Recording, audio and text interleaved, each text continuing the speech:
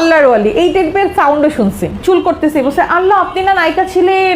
যেমন এখন তো আপডেটেড হওয়াতে ইউটিউবে সবাই শুনে, শায়েখ আহমদুল্লাহ থেকে শুরু করে শায়েখ আহমদুল্লাহ, আজহারি সাহেব থেকে শুরু করে জাকির নায়েক, এদের ভিডিও যারা দেখে বা সবাই দেখে, এখন আমরাও দেখি, বা মানে আমি যাকে ফলো করি, তো যেটা হচ্ছে পার্লার ব্যবসা ততক্ষণ পর্যন্ত হারাম না যতক্ষণ পর্যন্ত তুমি এখানে হারাম কোনো কাজ না করছো।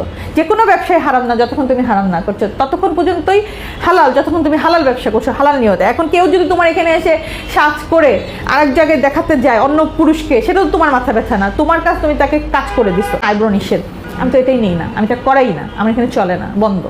যদি আমার স্টাফরা কখনো করে, ওরা তো খ্রিস্টান, ওইটা টাকাও নিতে বারণ আছে, আমার নিষেধ আছে, কোনো টাকা নিবে না, করছো করে ফেলছো, বাট এটা কোনো পেমেন্ট। যে কোনো ক্লায়েন্টকে, আমার যদি পরিচিত কোনো ক্লায়েন্টের সাথে কথা হয়, জিজ্ঞেস করলে যে আমরা যেন আমি টাকা নেয় না, গ্রুপ লাগের টাকা আমি কখনো নেই না, প্রশ্নেই আসে না। আমি আইল্যাশ এক্সটেনশন বা যেগুলো আমার হারাম, আমি সেগুলো সব অফ করে দিছি। সো আমার বিশ্বাস আমি হালাল ব্যবসায় করছি। আর স্কুলিংটা তো আমার পুরোটাই হালাল। আমার রিয়েলাইজেশন আমাকে বলছে যে চুল দেখানো হারাম, কিন্তু আমার পার্লারে যে সব মুসলিমই আসে এটা তো সঠিক না ভাই।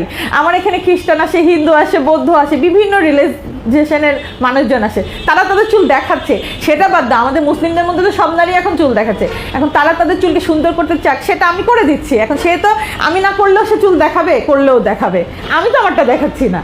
সো আমার মনে হয় না এখানে কোনো দ্বিমত থাকতে পারে, কারণ আমি তো করছি না কিছু। কারণ চুলের এত, আমার নিজের হাজবেন্ডেরই তো চুল কমে গেছে, আত্মীয় স্বজনে দেখি চুল পড়ে, এটা নিয়ে আমার খুব একটা গবেষণা ছিল। আর কালারের প্রতি ফ্যাসিনেশন, সো আমি কালারের চুল নিয়ে এখন মূলত কাজ করতেছি। তো মানে এত যন্ত্রণা পেতে হয়। সবচেয়ে খারাপ লাগে কি জানো, আমাদের দেশের যেটা প্রবলেম বা আমাদের সমাজে, সেটা হচ্ছে নিজের আপন মানুষরা বেশি কষ্ট দেয়, বেশি ছোট করে।